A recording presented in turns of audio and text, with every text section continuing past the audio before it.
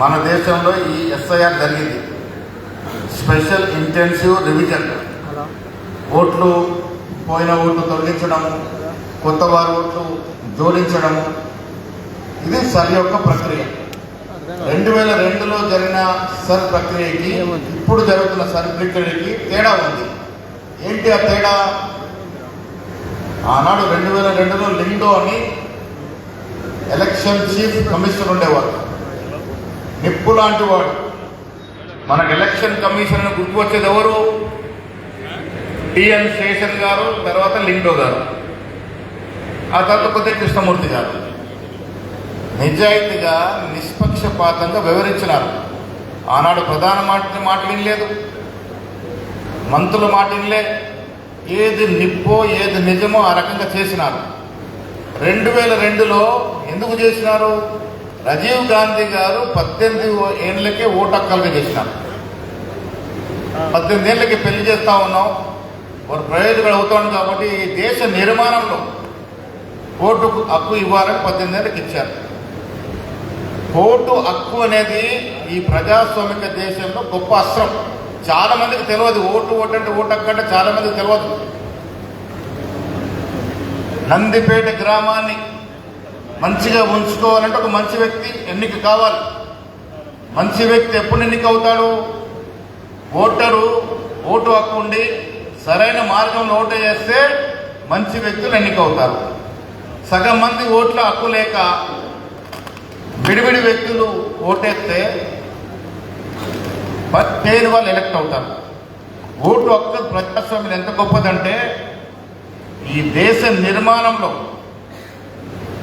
ప్రాథమిక ఓటుకు హక్కు కలిగిన ప్రతి పౌరుడికి దేశ నిర్మాణంలో భాగం ఉంటుంది.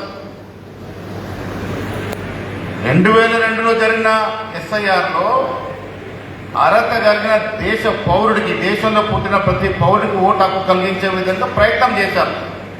ఇప్పుడేం చేస్తున్నారు? దానికి భిన్నంగా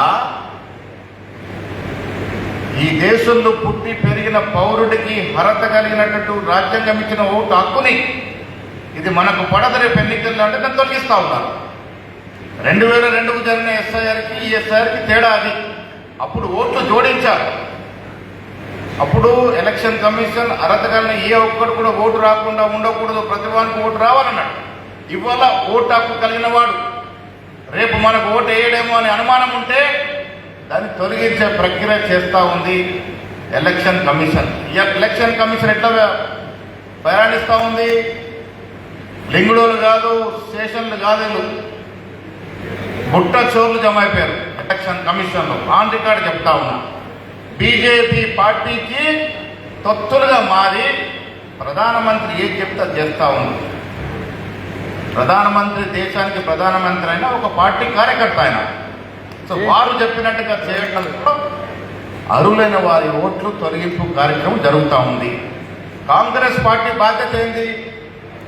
ఈ దేశంలో అన్నిటికన్నా ముందు పుట్టిన పార్టీ, దాదాపు 145 సంవత్సరాల చరిత్ర కలిగిన పార్టీ. ఆ పార్టీ యొక్క ప్రాథమిక హక్కు ఏంది? ఈ దేశంలో పుట్టిన ప్రతి పౌరుడు కులాలకి మతాలకు అతీతంగా వాడి అర్హత ఉంటే వానికి ఓటు రావాలి, ఆ ఓటు చేర్పించాలి. ఒకరు ఓటు ఉంటే పోయే ప్రమాదం ఉంటే దాన్ని కాపాడాలి. అది ఇవాళ కాంగ్రెస్ పార్టీ చేస్తున్న కార్యక్రమం. ఆ బాధ్యత ఎవరిది? ముందున్న మీ బిఎల్ఏ టూల్ది. బిఎల్ఏ టూల్గా అపాయింట్ అయినారు కదా మీరంతా జిల్లా వ్యాప్తంగా.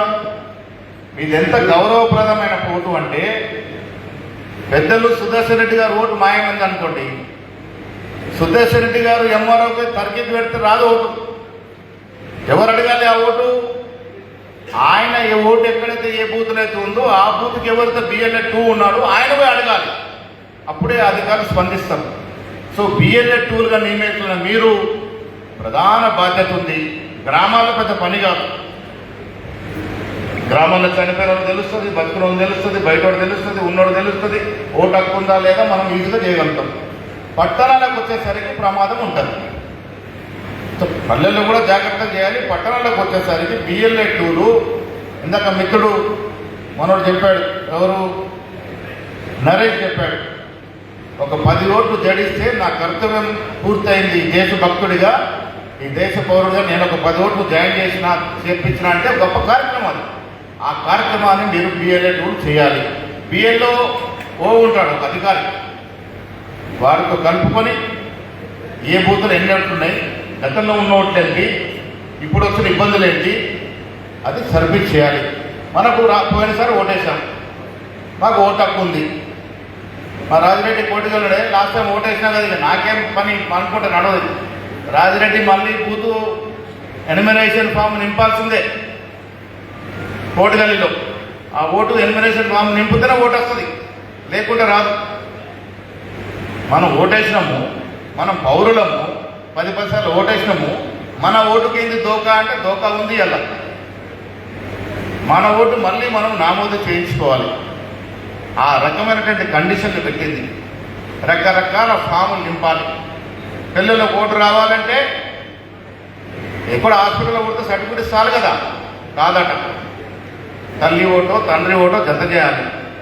ఇవన్నీ కూడా తొండికి ఎత్తుకొని కండిషన్లు పెడుతున్నారు. కాబట్టి జాగ్రత్తగా ముందుకు పోవాల్సిన అవసరం ఉన్నది. మిత్రులారా, ఇవాళ నందిపేట మండలంలో మా వెంకటేశ్ ఆధ్వర్యంలో మీ అందరినీ ఒకవైపు ట్రైనింగ్ ఇచ్చుకొని ఒక పెద్దలందరినీ కలుసుకునే అవకాశం ఇవాళ చిక్కింది. కొంత రాజకీయాలు కూడా మాట్లాడుకోవాలి. ఇలా ఎస్ఐఆర్ పేరిట టీఆర్ఎస్ బామర్దులు తిరుగుతూ ఉన్నారు, రుమాలు పెట్టుకొని తిరుగుతున్నారు. ఏం పని చేస్తారు? ఎస్ఐఆర్ 2 నిమిషాలు మాట్లాడి ముఖ్యమంత్రిని కాంగ్రెస్ పార్టీ తిరుగుతూ ఉన్నారు. ఏం హక్కు ఉందండి వాళ్ళకి? కేటీఆర్ కానీ హరీష్ రావు కానీ 10 ఏళ్ళ పాలన మనం చూడలేదా? మర్చిపోయారు ఎవరన్నా? నందిపేటలో మీ గత శాసనసభ